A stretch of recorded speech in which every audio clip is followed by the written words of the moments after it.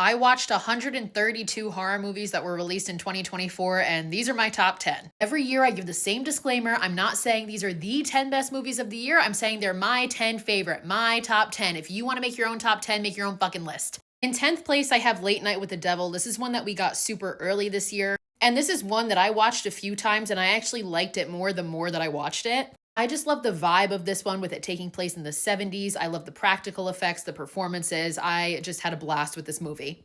You can stream this one still on Shudder.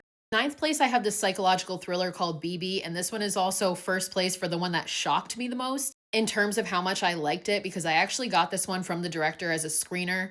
I watched it and it blew me away to the point where I had to buy it, and I've watched it several more times since. It is so beautiful in terms of like the cinematography, the storyline, the performances, the costumes. I just will never stop praising this movie. I love it so much, and you can rent it on Amazon. Next up, I have Strange Darling. I fucking loved this movie. Kyle Gallner's in it, and it's hard for me to not love anything that he stars in. A lot of people say that they saw the plot twist coming with this one. I personally did not, so it shook the fuck out of me, and I loved everything about it. And you can also rent this one on Amazon.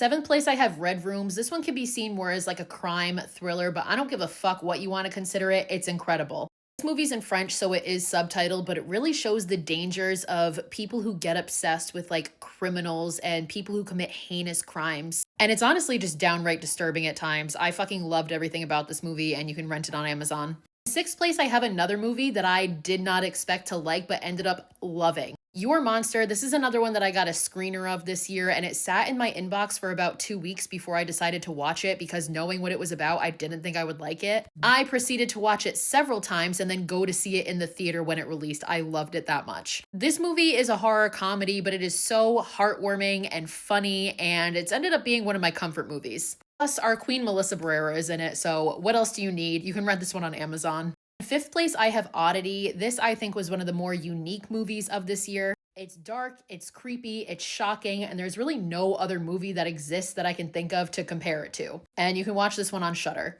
In fourth place, I have The Substance. I feel like everybody that I've seen do a top 10 list, I have seen this movie on that list, and rightfully so. I think this is by far the most unique movie that we got this year. It brought back 80s Cronenbergian body horror. I just love it all around, and I think that this is going to be one of those movies that we remember for decades to come. And you can watch this one right now on Mubi, which you can get a 7-day free trial. In third place, I have Terrifier 3. You guys know I love Art the Clown, and this is probably my favorite movie in the Terrifier franchise. I also had the opportunity this year to be at the world premiere of this movie and literally watch it with the cast, so I understand that that might have impacted how much I love it, but I think I still would have loved it regardless. And this one just became available to rent or buy. In second place, I have Nosferatu. I saw this movie twice now, and it is even better the second time around. And this might just in general be the most visually beautiful movie I've ever seen in my whole life. I think we got some of the best performances out of the year with Lily Rose Depp and Bill Skarsgård, and this one you can currently watch in theaters. Before I get to my number one, which if you've been following me, you probably know what it is, but I have a few honorable mentions.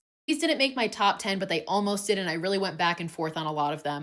First honorable mention is Daddy's Head. I fucking loved this movie. A lot of people hated on it. I don't really understand why personally. I thought it was freaky as fuck and original, and again, I love everything about it, and it's currently on Shudder. Longlegs, this is by far the most divisive movie, I think, of the year. Like, it's been like 6 months since this movie came out, and every single review I do, I get at least one comment saying, oh, but you liked Longlegs, I can't trust you. Bitch, get over it. I still stand by this and think it's a great fucking movie. My last honorable mention is VHS Beyond. I think this is the best VHS movie in the whole franchise. I fucking loved it so much. But yeah, you guys guessed it. In my number one spot is still Heretic. There's no movie this year that affected me the way that this movie did. It was so beautifully done, and I truly believe that this movie is the new standard for what religious horror movies should live up to and should strive to be. And I really hope Hugh Grant wins all the awards for this, because he fucking deserves it. And I think this one is now also available to rent or buy on Amazon. But there you have it, guys, my top 10. I want to know, though, what were your favorites of 2024?